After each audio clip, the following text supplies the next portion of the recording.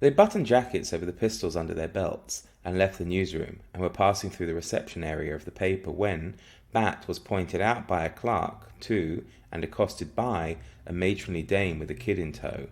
"Oh, Mr. Masterson," she gushed, "this is my son Waverley. He'd be thrilled to meet you."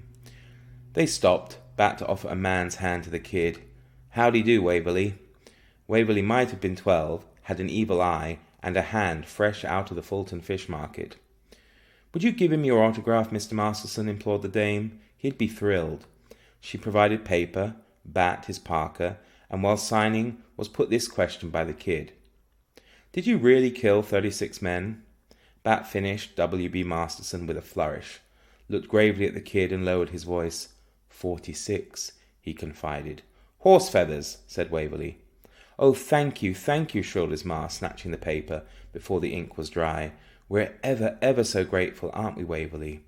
"Ah, he's old," said the kid. "My pleasure, ma'am," said Bat, tipping his hat and fighting the temptation to cauliflower the little turd's ear. And moving on with Wyatt. They had just reached the front door when the room rang with a loud bang. Messrs. Earp and Masterson whirled, fumbling under jackets and hauling away at peacemakers, until, faces red as lobsters, they identified the cat pistol Waverley waved at them. "Har, har, har," sniggered the squirt.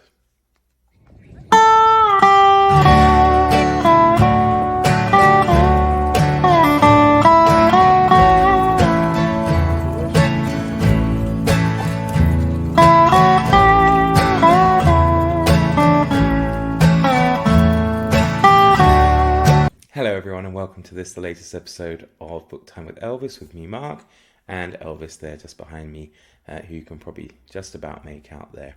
That was an excerpt from the old Colts by Glendon Swarthout. I'm not entirely sure how to say his name, but it was a fantastic book and I'll come to that a bit later. So my June on the Range update. June on the Range is an event started by Michael K. Vaughn and hosted by a veritable feast of booktubers who I shall list down below. So I read 3 books this week for June on the Range. The first one was written by an Englishman, actually, or a British writer, Alistair Maclean, Scottish, should say, apologies, and it was called Breakheart Pass. And before I read it, I'd read reviews about it, and people did complain that perhaps it wasn't particularly authentic because, of the language that the author employed. However, I enjoyed the book very much, though I do agree with that assessment. The characters did come across as just a bit too British, and I felt that the story would have worked just as well if it had been set in colonial India with like British colonial officials and mutineering Indians, for example. It would have been just as fine with almost no changes made to the book at all. It was, as I say, very enjoyable. It's the story of a train journey and the transportation of a prisoner to a fort. And whilst the train journey goes on, more and more people start dying. There's acts of sabotage and very strange things are afoot. Who can be trusted, who can't be trusted, that's all a big mystery until around the last third or so of the book. It was great fun. Sorry if you can hear that in the background, Elvis is having a drink. It was great fun, very enjoyable, and I would recommend it, not necessarily if you want to read it because of its link to the supposed link to the American West, but certainly as just a Sunday afternoon read, some kind of fun adventure book. It's well worth picking up. The second book I read was also by Glendon Swarthout. Swarthout. I don't know. I'm sure one of you will be able to tell me exactly how to say it.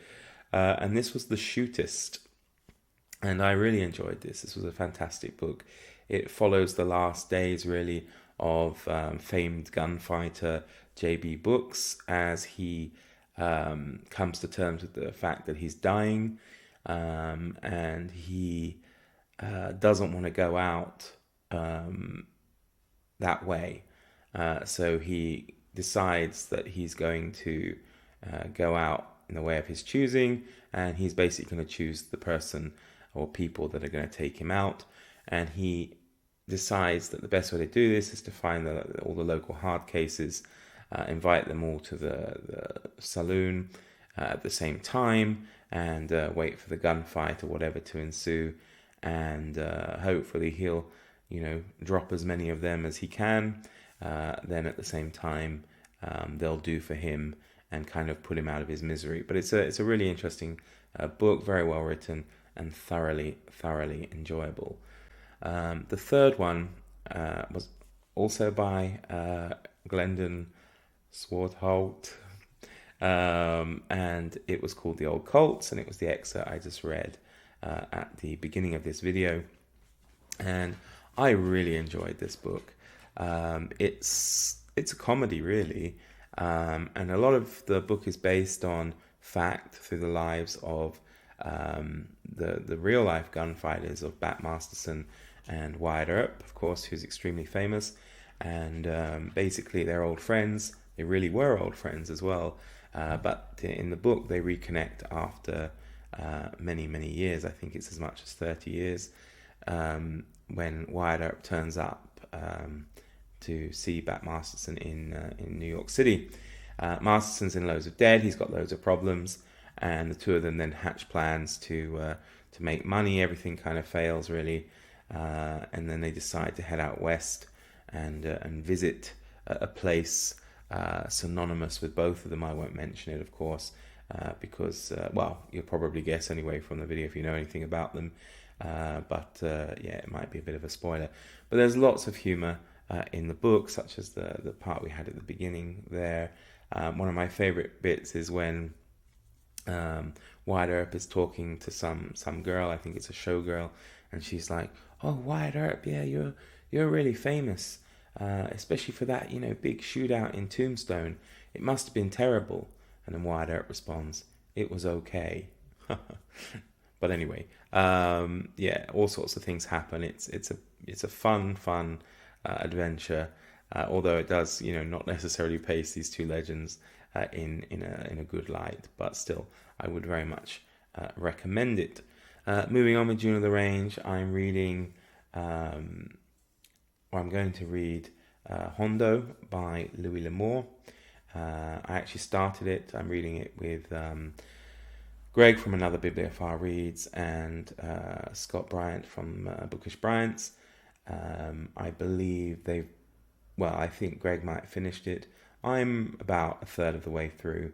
That's also very, very good so far.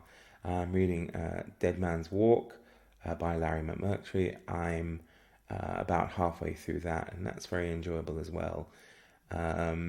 I am reading other things, but I just wanted to keep this to June on the Range for now, and hopefully be back later with some further updates. So from Elvis and I, enjoy the rest of your weekend, and we'll see you soon. Take care, everybody. Bye for now.